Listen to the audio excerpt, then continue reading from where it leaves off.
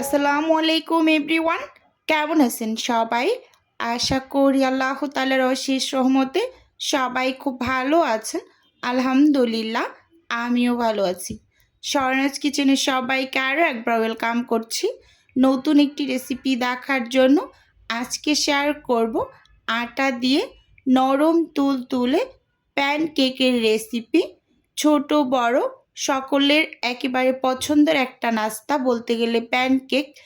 আজকে আমি খুব সহজভাবে আপনাদের সাথে একেবারে পারফেক্ট একটা প্যানকেকের রেসিপি শেয়ার করব। আশা করি আপনাদের কাছে রেসিপি ভালো লাগবে। প্রথমেই এখানে একটা মিক্সিং বোল নিয়ে নিয়েছি, আর সেই সাথে 2টা ডিম ভেঙে নিচ্ছি। আমি প্যানকেকগুলো 2টা ডিম দিয়ে তৈরি করছি।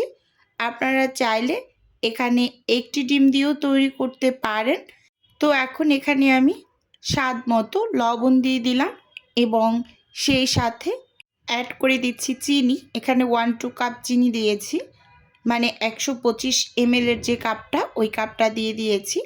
এবার হচ্ছে আমি উইক্স দিয়ে একেবারে ডিম আর চিনিটা খুব ভালোভাবে গলিয়ে নেব, মানে যতক্ষণ না পর্যন্ত ডিম চিনি একেবারে পুরোপুরি গলে যায়, তো ততক্ষণ পর্যন্ত কিন্তু অনবরত উইক্স দিয়ে এরকম নেড়ে চেড়ে ডিম চিনিটাকে ভালোভাবে গলিয়ে নিতে হবে। স্কিনে ভালোভাবে লক্ষ্য করলেই বুঝতে পারবেন যে আমি কিন্তু একেবারে উইক্স দিয়ে অনবরত নেড়ে নিচ্ছি। আপনাদের কাছে যদি উইক্সটা না থাকে তাহলে অবশ্যই কাঁটা চামচটা ব্যবহার করবেন। এই পর্যায়ে এখানে অ্যাড করছি তেল। 1-2 কাপ তেল দিয়ে দিলাম, মানে যে কাপটা দিয়ে আমি চিনি ব্যবহার করেছি ওই একই কাপ দিয়ে কিন্তু আমি তেলটাও নিয়ে নিলাম। সামান্য একটু ভ্যানিলা এসেন্স দিয়ে দিয়েছি, আপনাদের একটু দেখিয়ে দিলাম। এই ভ্যানিলা এসেন্সটা দেওয়ার কারণে ডিমের যে একটা আষ্টে গন্ধ থাকে একেবারেই দূর হয়ে যাবে, খুব সুন্দর একটা ফ্লেভার অ্যাড হবে। তো এজন্য হচ্ছে আমি ভ্যানিলা এসেন্সটা দিয়েছি। আপনাদের হাতের কাছে যদি ভ্যানিলা এসেন্সটা না থাকে সেক্ষেত্রে একটু লেবুর রস অ্যাড করে দিতে পারেন, কোনো টাইপের অসুবিধা হবে না। তো এবার এখানে আমি একটা চালনি নিয়ে 1 কাপ আটা নিয়ে নিচ্ছি এবং সেই সাথে 1 চা চামচ দিয়ে দিলাম উঁচু উঁচু করে বেকিং পাউডার। এবার এই শুকনো উপকরণগুলোকে আমি একটু চেলে নিচ্ছি। অবশ্যই চেলে নেওয়ার চেষ্টা করবেন, এতে করে আটার ভিতরে যে দলা দলা অংশ থাকে সেটা আর মানে ভিতরে পড়বে না, চালনিতেই থেকে যাবে। তো সেজন্য কিন্তু অবশ্যই চেলে নেওয়ার চেষ্টা করবেন। এই পর্যায়ে আমি অল্প অল্প করে দুধ অ্যাড করে প্যানকেকের ব্যাটারটা রেডি করে নিচ্ছি।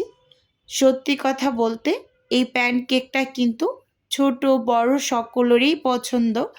আমার 2 বাচ্চার খুবই পছন্দ। মাঝে মাঝে তাদের সকালের নাস্তায়ও দেই এবং সন্ধ্যার নাস্তায়ও দিয়ে থাকি। বিশেষ করে বাচ্চাকে যখন সকালবেলা স্কুল টিফিনে এটা আমি দিয়ে থাকি, মানে রাতে বানিয়ে রাখি, সকালবেলা দিয়ে দেই। খুব সুন্দরভাবে সে খেয়ে নেয়, কারণ হচ্ছে তার খুবই পছন্দ যেহেতু। তো এটা আমি সবসময় দিয়ে থাকি। খুব বেশি একটা চিনি অ্যাড করি না আমি, কারণ আমার বাচ্চা মিষ্টি খুব কম পছন্দ করে। এজন্য মিষ্টিটা একটু কম করে দিয়ে তারপর তার জন্য রেডি করি। খুবই হেলদি এবং টেস্টি একটা নাস্তা বলতে পারেন। আপনারা এই রেসিপিতে ট্রাই করলে একেবারে পারফেক্টলি তৈরি করে নিতে পারবেন আশা করছি। আমি কিন্তু অল্প অল্প করে দুধ অ্যাড করে আমি এই ব্যাটারটাকে ঠিক করে নিচ্ছি। দেখতেই পাচ্ছেন উইক্স উঁচু করলে একেবারে যখন ধীরে ধীরে একই গতিতে পড়া শুরু করবে, একেবারে পারফেক্টলি বুঝতে হবে যে ব্যাটারটা রেডি হয়েছে। এই ব্যাটারটা মূলত আমরা যে কেক তৈরি করি সেই কেকের ব্যাটারের থেকে অল্প কিছুটা পরিমাণ পাতলা হবে। আমি বারবার উঁচু করে দেখছিলাম, আমার কাছে মনে হয়েছিল একটু ঘন। তো এখানে আমি আরেকটু পরিমাণ দুধ অ্যাড করে এই যে ব্যাটারটা ঠিক করে নিচ্ছি। একেবারে 1 মগ দুধ আমার পুরোপুরি লাগেনি, কিছুটা পরিমাণ বেঁচে গিয়েছে। আর আমি যে দুধটা ব্যবহার করেছি এটা গরুর দুধ।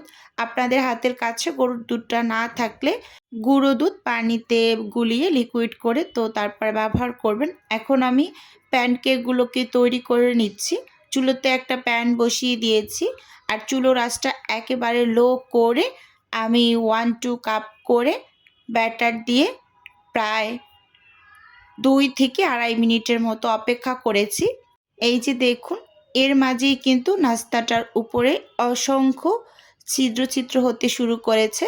তো ওই পর্যায়ে আমি উল্টে নিয়েছি। একেবারে পুরোপুরি নাস্তাটা যখনই ছিদ্র হয়ে গিয়েছে, তো ওই পর্যায়ে উল্টে দিয়ে তারপর কিন্তু 5 সেকেন্ডের মাঝেই তুলে নিয়েছি। তো এভাবে করে আমি সবগুলো প্যানকেকেই বানিয়ে নিয়েছি আর মাশাআল্লাহ প্যানকেকগুলো কিন্তু খুবই সুন্দর হয়েছে।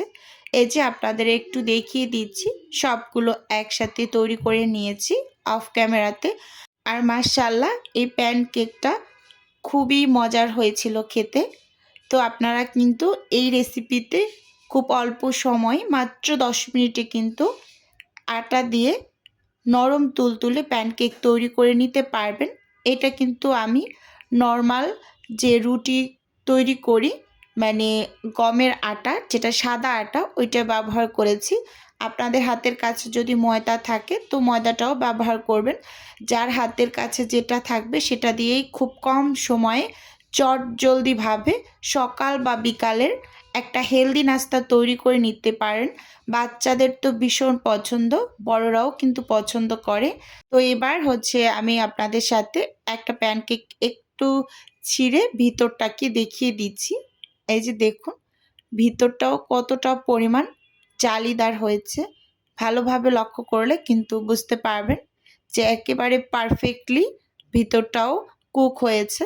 এভাবে করে যদি প্যানকেক তৈরি করেন, ইনশাল্লাহ আপনার প্যানকেকগুলো পারফেক্ট হবে। তো বন্ধুরা, রেসিপি ভালো লাগলে চ্যানেল সাবস্ক্রাইব করে পাশে থাকবেন আর ভিডিও শুরুতে একটা লাইক দিয়ে ভিডিও দেখা কন্টিনিউ করবেন। তো আজকে তাহলে এখান থেকেই বিদায় নিচ্ছি। দেখা হবে নতুন কোনো ভিডিওতে বা নতুন কোনো রেসিপিতে। আল্লাহ হাফেজ। আসসালাম।